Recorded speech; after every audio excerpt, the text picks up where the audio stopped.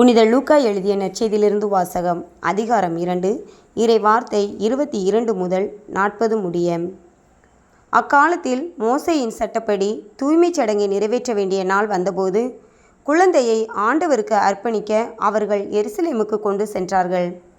ஏனெனில் ஆண் தலைப்பேறு அனைத்தும் ஆண்டவருக்கு அர்ப்பணிக்கப்படும் என்று அவருடைய திருச்சட்டத்தில் எழுதியுள்ளது. அச்சட்டத்தில் கூறியுள்ளவாறு 2 மாடப்புறாக்கள் அல்லது 2 புறா குஞ்சுகளை அவர்கள் பலியாக கொடுக்க வேண்டியிருந்தது. அப்போது எருசலேமில் சிமியோன் என்னும் ஒருவர் இருந்தார். அவர் நேர்மையானவர், இறைப்பற்று கொண்டவர், இஸ்ரேலுக்கு வாக்களிக்கப்பட்ட ஆறுதலை எதிர்பார்த்து இருந்தவர். தூய ஆவியை அவர் பெற்றிருந்தார். ஆண்டவருடைய மெசியாவை காணும் முன் அவர் சாகப்போவதில்லை என்று தூய ஆவியால் உணர்த்தப்பட்டிருந்தார். அந்த ஆவியின் தூண்டுதலால் அவர் கோவிலுக்குள் வந்திருந்தார். திருச்சட்ட வழக்கத்திற்கு ஏற்ப செய்ய வேண்டியதை குழந்தை இயேசுவுக்கு செய்து முடிக்க பெற்றோர் அதனை உள்ளே கொண்டு வந்தபோது சிமியோன் குழந்தையை கையில் ஏந்தி கடவுளை போற்றி, ஆண்டவரே, உமது சொற்படி அடியான் என்னை இப்போது அமைதியுடன் போகச் செய்கிறீர். ஏனெனில் மக்கள் அனைவரும் காணுமாறு நீர் ஏற்பாடு செய்துள்ள உமது மீட்பை என் கண்கள் கண்டு கொண்டன.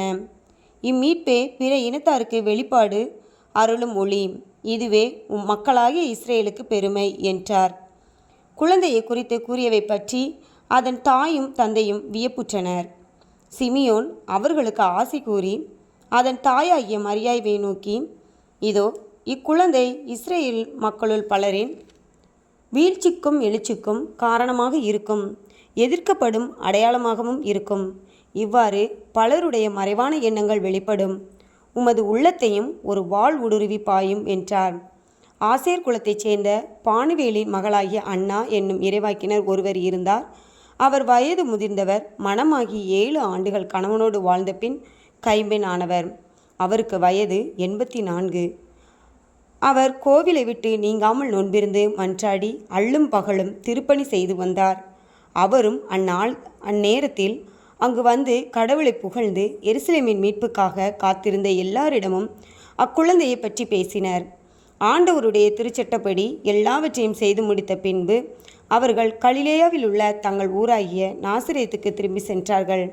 குழந்தையையும் வளர்ந்து வலிமை பெற்று நாணத்தால் நிறைந்து கடவுளுக்கு உகந்ததாய் இருந்தது.